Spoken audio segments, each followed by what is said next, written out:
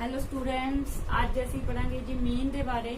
Continue series ਦੇ ਵਿੱਚ ਸਾਨੂੰ ਪਤਾ ਹੀ ਹੈ, ਅਸੀਂ ਪੜ੍ਹ ਚੁੱਕੇ ਹਾਂ ਪਹਿਲਾਂ ਕਿ ਕੰਟੀਨਿਊ ਸੀਰੀਜ਼ ਕਿਹੜੀ ਹੁੰਦੀ ਹੈ, ਜਿਹਦੇ ਵਿੱਚ ਅਸੀਂ ਡਾਟੇ ਨੂੰ ਗਰੁੱਪ ਬਣਾ ਲੈਂਦੇ ਹਾਂ। ਗਰੁੱਪ ਦੇ ਫਾਰਮ ਦੇ ਵਿੱਚ ਹੁੰਦਾ ਹੈ। ਗਰੁੱਪ ਫਾਰਮ ਦੇ ਵਿੱਚ ਮਤਲਬ ਕਿ ਜਿਸ ਤਰ੍ਹਾਂ ਕਿ ਆ ਕਲਾਸ ਇੰਟਰਵਲ ਦੀ ਫਾਰਮ ਦੇ ਵਿੱਚ ਹੁੰਦਾ ਹੈ, ਜਿਵੇਂ 0 ਤੋਂ 10। ਇੱਥੇ ਕੀ ਹੈ, 0 ਤੋਂ 10 ਦਾ ਮਤਲਬ ਕੀ ਹੋ ਗਿਆ ਕਿ 0 ਤੋਂ ਲੈ ਕੇ 10 ਤੱਕ ਇਹੋ ਜਿਹੇ ਬੱਚੇ ਹੈਗੇ, मतलब 5 स्टूडेंट साडे कोल ਇਹੋ ਜਿਹੇ ਹੈ ਜਿਨ੍ਹਾਂ ਦੇ ਮਾਰਕਸ 0 ਤੋਂ ਲੈ ਕੇ 10 ਦੇ ਵਿੱਚ ਹੈ। मतलब ਕੀ ਕਰ ਲਿਆ ਅਸੀਂ, ਜੋ ਹੈ ਮਾਰਕਸ ਨੂੰ ਗਰੁੱਪ ਦੇ ਵਿੱਚ ਬਣਾ ਲਿਆ, 10 to 20, 20 to 30 है ना। एक क्लास इंटरवल ਦੇ ਵਿੱਚ ਜਦੋਂ ਸਾਡੇ ਕੋਲ ਵੈਲਿਊਜ਼ ਹੁੰਦੀਆਂ, ਇਹਨੂੰ ਆਪਾਂ ਕੰਟੀਨਿਊ ਸੀਰੀਜ਼ ਵੀ ਬੋਲ ਦਿੰਦੇ ਆ, ਗਰੁੱਪਡ ਸੀਰੀਜ਼ ਵੀ ਆਪਾਂ ਕਹਿ ਸਕਦੇ ਹਾਂ। ਠੀਕ ਹੈ ਜੀ। ਤੇ ਮੀਨ ਕਿਵੇਂ ਆਪਾਂ ਕੈਲਕੂਲੇਟ ਕਰਨਾ ਹੈ? ਸਿੰਪਲ ਮੀਨ ਡਿਸਕ੍ਰੀਟ ਫਾਰਮ ਦੇ ਵਿੱਚ ਅਸੀਂ ਕਰ ਚੁੱਕੇ ਹਾਂ। ਕੀ ਫਾਰਮੂਲਾ ਸੀਗਾ ਉਹਦਾ? ਜੇ ਆਪਾਂ ਦੇਖੀਏ, x bar is equal to summation of fx over summation f। ठीक है जी।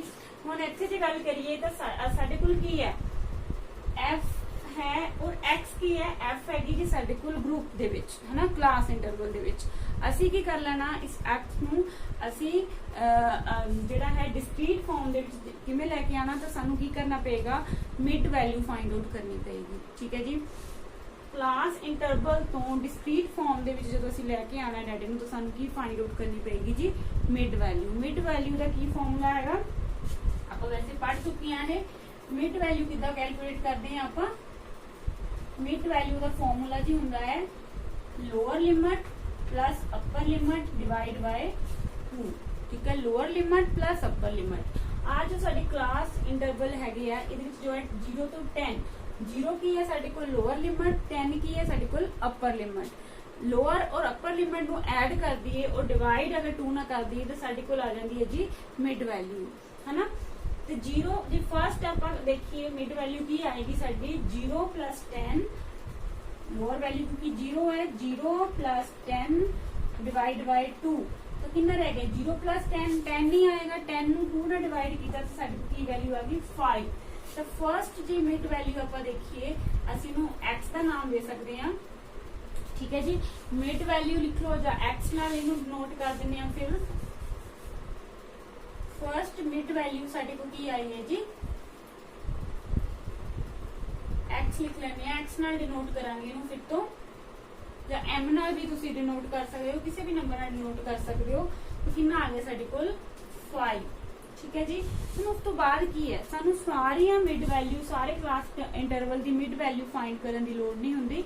ਇੱਥੇ ਹੁਣ ਅਸੀਂ ਕੀ ਕਰਾਂਗੇ, ਫਸਟ ਅਸੀਂ ਜੇ ਮਿਡ ਵੈਲਿਊ ਜਿਹੜੀ ਹੈ ਕੱਢ ਲਈ, ਉਸ ਤੋਂ ਬਾਅਦ ਅਸੀਂ ਦੇਖਾਂਗੇ ਕਿ ਜੋ ਸਾਡੇ ਕੋਲ ਕਲਾਸ ਇੰਟਰਵਲ ਹੈ ਉਹਨਾਂ ਦਾ ਸਾਈਜ਼ ਕਿੰਨਾ ਹੈ। ਕੀ ਦੇਖਾਂਗੇ, ਕਲਾਸ ਇੰਟਰਵਲ ਦਾ ਸਾਈਜ਼ ਕਿੰਨਾ ਹੈ, ਯਾਨੀ ਕਿ ਉਹਨਾਂ ਦੇ ਵਿੱਚ ਡਿਫਰੈਂਸ ਕਿੰਨਾ ਹੈਗਾ, ਹਨਾ। ਜੇ ਇਸ ਐਗਜ਼ਾਮਪਲ ਦੇ ਵਿੱਚ ਦੇਖੀਏ ਤਾਂ ਸਾਡੇ ਕੋਲ ਕੀ ਵੈਲਿਊ ਹੈ, 0 ਤੋਂ 10, 10 to 20, 20 to 30। ਤਾਂ ਕੀ ਹੈ ਇੱਥੇ ਕਲਾਸ ਇੰਟਰਵਲ ਦਾ ਸਾਈਜ਼ 10, 10 10 ਦਾ ਡਿਫਰੈਂਸ ਆ ਰਿਹਾ ਹੈ ਨਾ। ਠੀਕ ਹੈ ਜੀ। 0 ਤੋਂ 10, 10 to 20, 20 to 30। जिस तरीके ना देखिए 0, 10, 20, 30, 40, 50, 10 10 ਦਾ ਡਿਫਰੈਂਸ ਹੈ। ਤਾਂ ਜਿੰਨਾ ਕਲਾਸ ਇੰਟਰਵਲ ਦਾ ਸਾਈਜ਼ ਹੋਏਗਾ ਜਾਂ ਡਿਫਰੈਂਸ ਹੋਏਗਾ ਕਲਾਸ ਇੰਟਰਵਲ ਦੇ ਵਿੱਚ, ਉਹਨਾਂ ਨੰਬਰ ਅਸੀਂ ਜੋ ਫਸਟ ਮਿਡ ਵੈਲਿਊ ਕੱਢ ਲਈ ਉਹਦੇ ਵਿੱਚ ਅੱਗੇ ਤੋਂ ਅੱਗੇ ਉਹ ਨੰਬਰ ਅਸੀਂ ਐਡ ਕਰੀ ਜਾਣਾ। ਜਿਵੇਂ 5 ਆਈ ਸਾਡੀ ਕੋਲ ਫਸਟ ਮਿਡ ਵੈਲਿਊ, ਇਹਦੇ ਵਿੱਚ 10 ਅਸੀਂ ਐਡ ਕੀਤੇ ਤਾਂ ਨੈਕਸਟ ਮਿਡ ਵੈਲਿਊ ਸਾਡੀ ਕਿੰਨੀ ਨਿਕਲਣੀ ਹੈ, 15। ਠੀਕ ਹੈ ਜੀ। ਇਹਨੂੰ ਜੇ ਤੁਸੀਂ ਕੈਲਕੂਲੇਟ ਕਰਕੇ ਭਾਵੇਂ ਦੇਖ ਲਓ, 10 plus 20, 30, 30 ਨੂੰ 2 ਨਾਲ ਡਿਵਾਈਡ ਕਰੋਗੇ ਕੀ ਆਏਗਾ, 15 ਹੀ ਆਏਗਾ, है ना। नेक्स्ट 15 ਦੇ ਵਿੱਚ ਆਪਾਂ 10 ਐਡ ਕੀਤੇ ਤਾਂ ਸਾਡੇ ਕੋਲ ਕੀ ਬਣ ਗਿਆ, 25। ਠੀਕ ਹੈ ਜੀ। 20 plus 30 2 ਨਾਲ ਡਿਵਾਈਡ ਕੀਤਾ, 20 plus 30 50, 50 ਨੂੰ 2 ਨਾਲ ਡਿਵਾਈਡ ਕਰੋਗੇ 25 ਵੀ ਆਏਗਾ, है ना। 25 plus 10 ਕਿੰਨਾ ਬਣ ਗਿਆ, 35, 35 plus 10 45, and 45 plus 10 55। ठीक है जी। फस्ट मिड वैल्यू ਕੱਢਣ ਤੋਂ ਬਾਅਦ ਅਸੀਂ ਕਲਾਸ ਸਾਈਜ਼ ਦੇਖ ਲੈਣਾ। ਜਿੰਨਾ ਕਲਾਸ ਸਾਈਜ਼ ਹੈ, ਮਤਲਬ ਕਲਾਸ ਇੰਟਰਵਲ ਦਾ ਡਿਫਰੈਂਸ ਹੈ ਆਪਸ ਦੇ ਵਿੱਚ, ਉਹਨਾਂ ਨੰਬਰ ਅਸੀਂ ਐਡ ਕਰੀ ਜਾਣਾ ਤੇ ਉਹਦੇ ਨਾਲ ਸਾਡੀ ਕੀ ਆ ਜਾਏਗੀ, ਮਿਡ ਵੈਲਿਊ। ਠੀਕ ਹੈ। x ਦੀ ਵੈਲਿਊ ਆ ਗਈ। ਹੁਣ ਨੈਕਸਟ ਕੀ ਹੈ, ਅੱਗੇ ਦਾ ਫਾਰਮੂਲਾ ਅਸੀਂ ਲਗਾ ਦੇਣਾ। ਕੀ ਕਰਨਾ, ਕਿ f into x, f into x ਕਰਾਂਗੇ। ਹੁਣ ਆਪਾਂ ਇੱਥੇ f ਦੀ की वैल्यू है, x की वैल्यू भी आप कढ़ ली है। तो 5 इंटू 5 कितना हो गया जी साडे कोल 25, 10 इंटू 15 150, 25 इंटू 25 6, 25 30 एंड 35,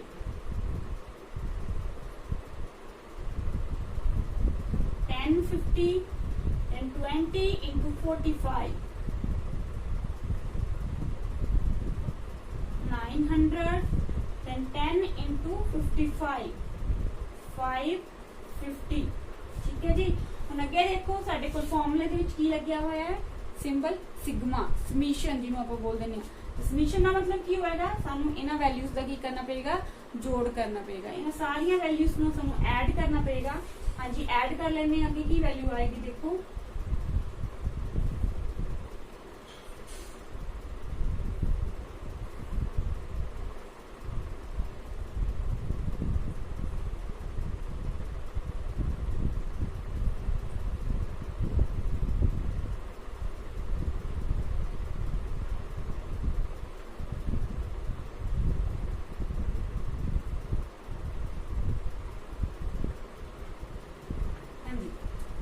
जी 300 ਸਾਡੇ ਕੋਲ ਆ ਗਿਆ। f और x ਦਾ ਜੋੜ, f x ਦਾ ਸਮੀਸ਼ਨ ਕਿੰਨਾ ਆਇਆ 3300। ਅੱਗੇ ਦੇਖੋ ਫਾਰਮੂਲੇ ਦੇ ਵਿੱਚ ਕੀ ਹੈ, ਸਮੀਸ਼ਨ ਆਫ f ਮਤਲਬ ਕਿ ਜੋ f ਫ੍ਰੀਕੁਐਂਸੀ ਦਿੱਤੀ ਹੋਈ ਹੈ ਉਹਦਾ ਵੀ, ਉਹਨਾਂ ਵੈਲਿਊਜ਼ ਦਾ ਵੀ ਸਾਨੂੰ ਐਡ, ਉਹਨਾਂ ਨੂੰ ਵੈਲਿਊਜ਼ ਨੂੰ ਵੀ ਸਾਨੂੰ ਜੋੜਨਾ ਪਏਗਾ। ਉਹ ਵੀ ਕਰ ਲੈਣੇ ਆ ਜੀ। 5 5 10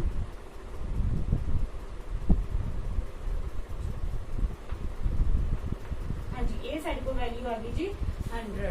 ਹੁਣ ਦੇਖੋ ਫਾਰਮੂਲੇ ਦੇ ਅਕੋਰਡਿੰਗ ਦੋਨੋਂ ਵੈਲਿਊਜ਼ ਸਾਡੇ ਕੋਲ ਆ ਗਈਆਂ। ਨੈਕਸਟ ਅਸੀਂ ਇਹ ਵੈਲਿਊਜ਼ ਫਿਲ ਕਰ ਦਿੰਨੇ ਆ।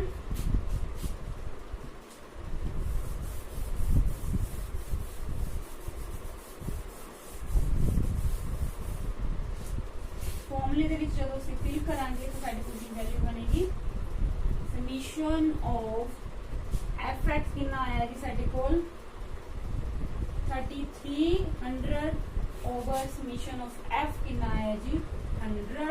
तो इन जो ਅਸੀਂ डिवाइड करांगे तो 33 x बार मतलब कि मीन ਦੀ वैल्यू ਕਿੰਨੀ ਆ ਗਈ ਸਾਡੇ ਕੋਲ 33। ਠੀਕ ਹੈ ਜੀ। ਇਹ ਹੈਗਾ ਸਿੰਪਲ ਮੈਥਡ ਮੀਨ ਨੂੰ ਕੈਲਕੂਲੇਟ ਕਰਨ ਦਾ। ਇਸ ਤੋਂ ਬਾਅਦ ਜਿੱਦਾਂ ਪਹਿਲਾਂ ਵੀ ਡਿਸਕ੍ਰੀਟ ਫਾਰਮ ਦੇ ਵਿੱਚ ਅਸੀਂ ਸ਼ਾਰਟਕਟ ਮੈਥਡ ਕੀਤਾ ਸੀ, ਇਹਦੇ ਵਿੱਚ ਵੀ ਇੱਕ ਸ਼ਾਰਟਕਟ ਮੈਥਡ ਵੀ ਹੈ। ठीक है जी, वो भी आप डिस्कस कर लेने। सेम इसे की एग्जाम्पल के नाल देख लेने कि अगर शॉर्टकट मैथड के अकॉर्डिंग सानू करना होवे तो आप किवें करांगे। पहला देखो जी, जो थोड़ा है वैल्यू है या रिजल्ट है या आंसर है वो सेम आएगा, सिर्फ उन्होंने करन दा तरीका थोड़ा जिहा ईजी हो जाता है। जो असीं शॉर्टकट मैथड करांगे तो ओहदा पहला फॉर्मूला दस देनी है तुहानूं की है।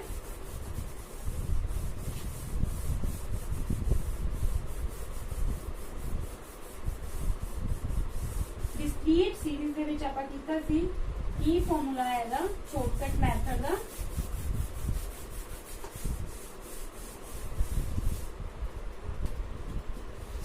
ਸ਼ਾਰਟਕਟ ਮੈਥਡ ਦਾ ਫਾਰਮੂਲਾ ਹੈਗਾ ਜੀ x bar is equal to a plus summation of f d over summation f।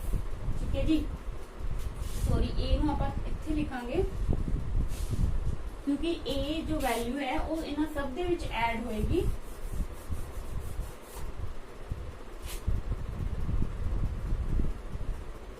a plus summation of f d over summation f। ठीक है जी।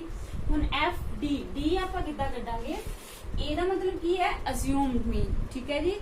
अज्यूम्ड मीन जो असीं मीन अपने आप अज्यूम करांगे प्लस डी साडे कोल किद्दां आएगी, डी दी वैल्यू असीं कड्डांगे x माइनस a। मतलब जो असीं इस ਇਹਦੇ ਅਕੋਰਡਿੰਗ ਜੇ ਅਸੀਂ ਕਰਨਾ ਹੋਇਆ ਸ਼ਾਰਟਕਟ ਮੈਥਡ ਦੇ ਅਕੋਰਡਿੰਗ ਅਗਰ ਅਸੀਂ ਕਰਨਾ ਹੈਗਾ ਤਾਂ ਸਭ ਤੋਂ ਪਹਿਲਾਂ ਸਾਨੂੰ ਮਿਡ ਵੈਲਿਊ ਤਾਂ ਕੱਢਣੀ ਹੀ ਪਏਗੀ ਹਰ ਇੱਕ ਫਾਰਮੂਲੇ ਦੇ ਵਿੱਚ। ਠੀਕ ਹੈ ਜੀ।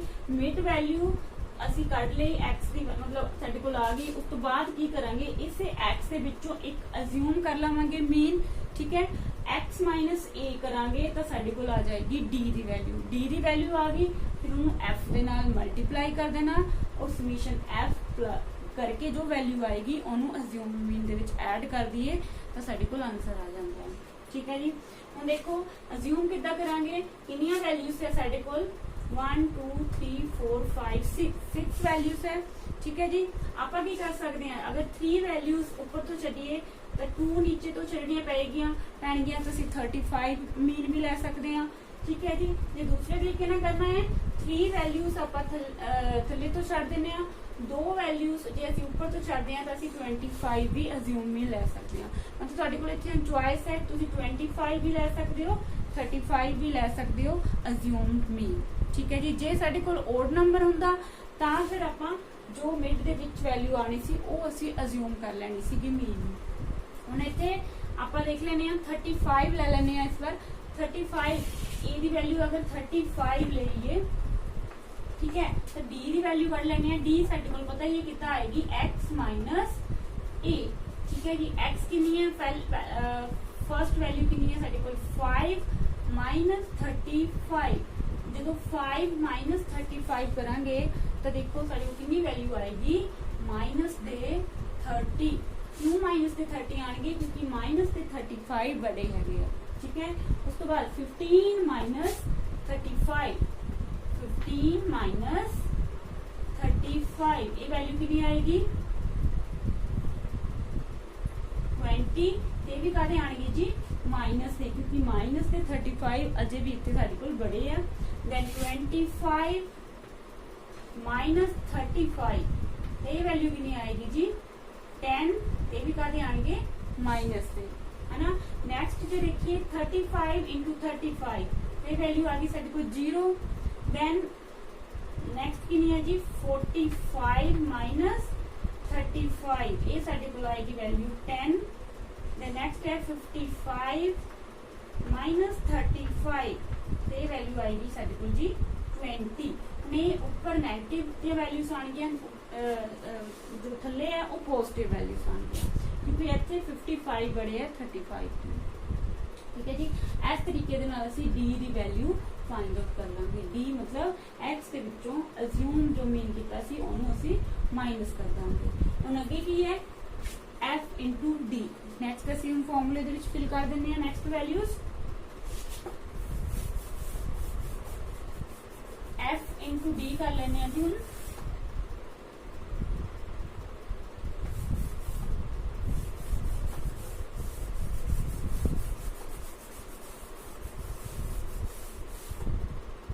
एफ इंटू डी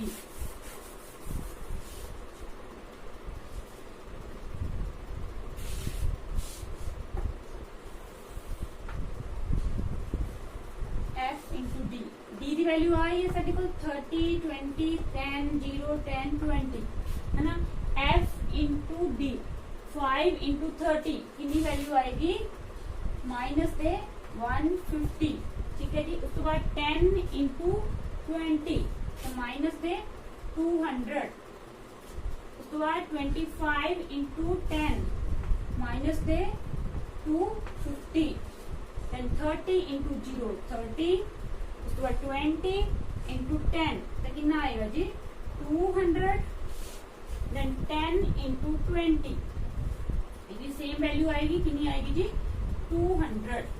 ठीक है जी। हुण की कर लेनी है माइनस वाली वैल्यूज अलग ऐड कर लेनी है, ए वाली वैल्यूज अलग। ये साडे कोल आया जी 400। जे इधर इन्हां नूं प्लस करिए तो कितनी वैल्यूज बनी है साडे कोल 0 10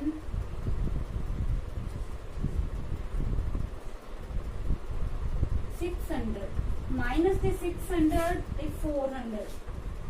ठीक है। एक ही हो जाएगी माइनस दे 600 है प्लस दे 400 है तो एक ही हो जाएगी, प्लस माइनस माइनस हो जाएगा तो साड़ी को कितनी वैल्यू आ जाएगी माइनस दे 200। मतलब एफ इंटू डी की वैल्यू कितनी आई साढ़े कोल minus 200।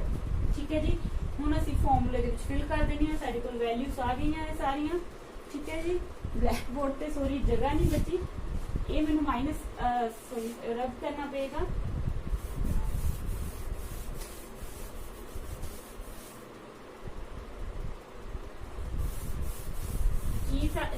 Formula formula A plus summation of F D over summation F. ए असी कितना अज्यूम किया सीगा मीन जी 35 plus summation of F D ये साडा आया है जी माइनस दे 200 ओवर एफ कितनी आई सी समीशन ऑफ एफ कितना सी 100। ठीक है जी 100 ਦੇ ਨਾਲ ਜਦੋਂ ਇਸ ਨੂੰ ਡਿਵਾਈਡ ਕਰਾਂਗੇ ਤਾਂ ਸਾਡੇ ਕੋਲ ਕਿੰਨਾ ਆ ਗਿਆ 35 ਮਾਈਨਸ 2 ਤੇ ਕਿੰਨੀ ਵੈਲਿਊ ਆ ਗਈ 33। ਠੀਕ ਹੈ ਜੀ ਸਿੰਪਲ ਮੈਥਡ ਨਾਲ ਕੀਤਾ ਸੀ ਤਾਂ ਵੀ ਸਾਡੇ ਕੋਲ ਮੀਨ ਦੀ ਵੈਲਿਊ ਕਿੰਨੀ ਆਈ ਸੀ 33। ਸ਼ਾਰਟਕਟ ਮੈਥਡ ਦੇ ਨਾਲ ਆਪਾਂ ਜੇ ਕਰ ਰਹੇ ਹਾਂ ਤਾਂ ਵੀ ਸਾਡੇ ਕੋਲ ਕੀ ਵੈਲਿਊ ਆ ਰਹੀ ਹੈ 33। ਮੈਂ ਪਹਿਲੇ ਦੱਸਿਆ ਆਨਸਰ ਦੇ ਵਿੱਚ ਕੋਈ ਡਿਫਰੈਂਸ ਨਹੀਂ ਆਏਗਾ, ਸਿਰਫ ਔਰ ਸਿਰਫ ਕਰਨ ਦਾ ਤਰੀਕਾ ਡਿਫਰੈਂਟ ਹੈਗਾ। ਜਿਹੜਾ ਵੀ ਮੈਥਡ ਤੁਹਾਨੂੰ ਈਜ਼ੀ ਲੱਗਦਾ ਤੁਸੀਂ ਉਸ ਤਰੀਕੇ ਦੇ ਨਾਲ ਕਰ ਸਕਦੇ ਹੋ। ਇਹ ਹੈਗਾ ਜੀ ਸ਼ਾਰਟਕਟ ਮੈਥਡ। ਪਹਿਲਾਂ ਅਸੀਂ ਸਿੰਪਲ ਮੈਥਡ ਕੀਤਾ ਸੀ ਮੀਨ ਨੂੰ ਕੈਲਕੂਲੇਟ ਕਰਨ ਦਾ ਜਦੋਂ ਸਾਡੇ ਕੋਲ ਕੰਟੀਨਿਊਸ ਸੀਰੀਜ਼ ਹੋਏਗੀ। ਠੀਕ ਹੈ ਜੀ आई होप ਤੁਹਾਨੂੰ ਸਮਝ ਲੱਗ ਗਿਆ ਹੋਵੇਗਾ।